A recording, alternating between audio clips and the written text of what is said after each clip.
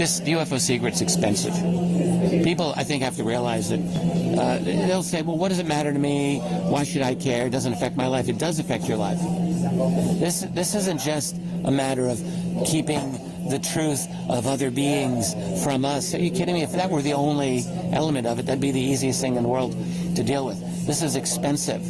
All right, the secrecy involves retaining knowledge, not simply of other beings, but of their technology. It involves the secrecy of the research and development and the security that is very expensive to manage this entire project. And then you have to ask yourself, where is the infrastructure? Well, I think a certain portion of it are in classified facilities that are probably below the ground. There's been a great deal of research to talk about this, and I think that we've got a substantial underground network that is in place, and I think some of that is related to this phenomenon. Is there the possibility of an off-world clandestine space program? Well, the answer is absolutely yes. Of course there is. All right, and I mean, that's actually a given. We have the NRO, the National Reconnaissance Office. That is almost by definition a secret space program all by itself. They've been running since 1960, 61, and they monitor all of the clandestine operations out there. They're quite powerful and they're quite expensive.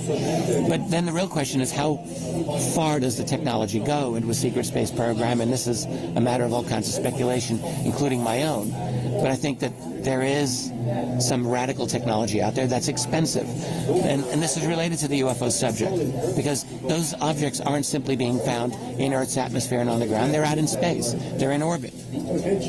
And we've got a number of very, very good, well-documented accounts of objects that have come in from deep space to Earth orbit, monitored by our satellites. I've written about them in one of my books, and other people have written about them. My point is this.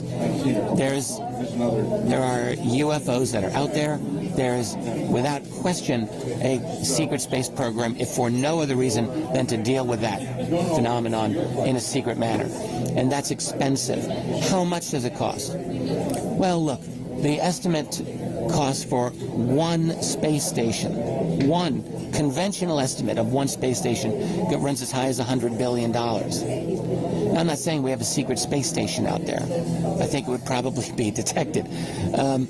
But it gives you an idea of the kinds of expenses. If you're going to go out into space, if you're going to have a clandestine base, many people have discussed this. I have heard stories from responsible intelligence officials for years about the likelihood of bases off this planet. And, you know, you get stories like this and you just throw up your hands and you think, well, is this true or not? And I don't know if it's true, but I will tell you, they come to me all the time. All right? So let's say that there is a base on the far side of the moon. All right? Let's just put ourselves in that position.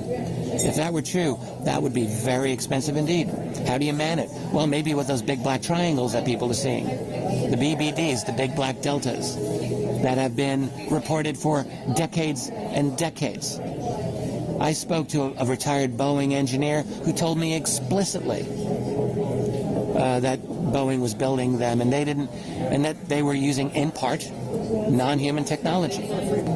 So I think this is a fleet of black triangles that uses some kind of geomagnetic or electrogravitic principles, some sort of anti-gravity, what we would call, to get off the planet. They're enormous. So anyway, if you just ask yourself, and look, I know all of this is speculation, but let's just say some of this is true. It would be trillions of dollars, trillions, to have any kind of true off-world infrastructure. Where would the money come from? There's the real question.